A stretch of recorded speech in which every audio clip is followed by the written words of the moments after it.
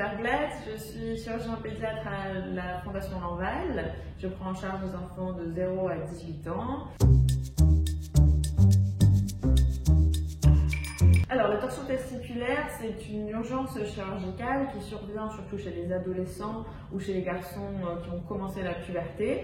Et le testicule se tord sur lui-même, ce qui est responsable d'une violente douleur qui amène en général les enfants et les garçons à consulter. Et il ne faut absolument pas passer à côté puisqu'il faut que l'enfant soit opéré dans les 6 heures après le début de la douleur, sinon il risque de perdre son testicule.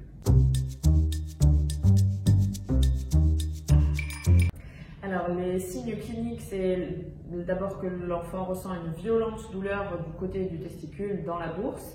Et si à l'examen clinique, on retrouve un testicule qui est augmenté de volume, qui est remonté dans la bourse, qui est souvent rétracté et horizontalisé par rapport à l'autre côté, avec une douleur qui est intolérable et qui est majorée à la marche.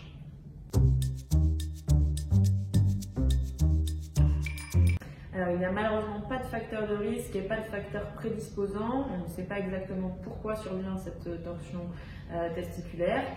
C'est pour ça que c'est difficile de dépister les cas qui vont survenir et c'est pour ça que la prévention est capitale, surtout à un âge où on n'a pas forcément envie de venir consulter pour se faire examiner le testicule.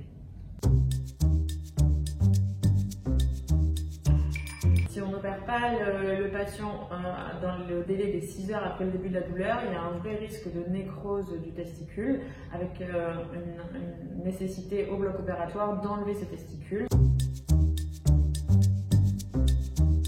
Oui, il y a d'autres diagnostics différentiels. On peut avoir un mal à un testicule parce qu'on a autre chose, par exemple une inflammation de la glande testiculaire, une torsion d'un reliquat embryonnaire qui n'a aucune fonction dans le corps humain et donc si ce dernier se tord, ça n'a aucune conséquence.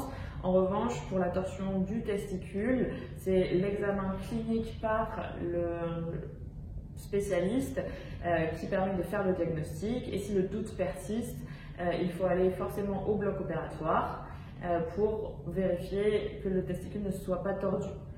L'échographie n'est pas systématique et ne permet pas de nous répondre de façon claire sur le fait que le testicule soit tordu ou pas, et donc elle ne doit absolument pas retarder la prise en charge dans le délai des 6 heures. Il n'y a pas de moment particulier dans l'année où on en a plus, mais on en a bien 2 par mois.